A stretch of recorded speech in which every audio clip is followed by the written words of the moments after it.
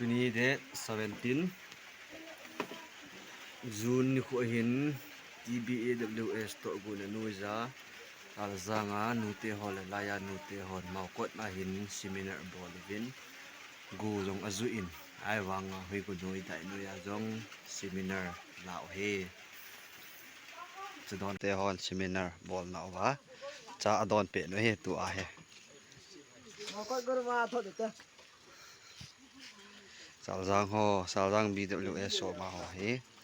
ta cha adon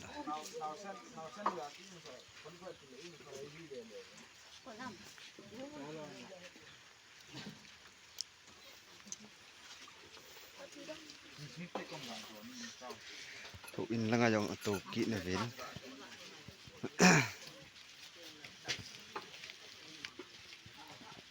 in mau kot khon dei ho ti dan langa to ho ho in ho men secretary no he ma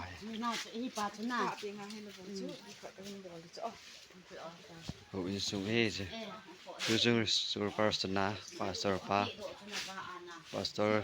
ti sing sun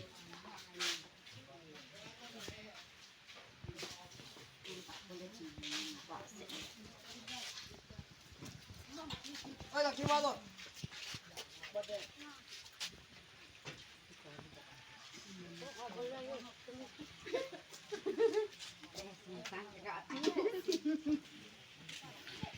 tang he chouka he in langa he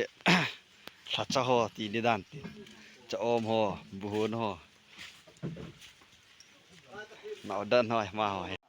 chouka lang mai tu ni mi hun ni pu la ya he cha om loi mi hun loi cha he bu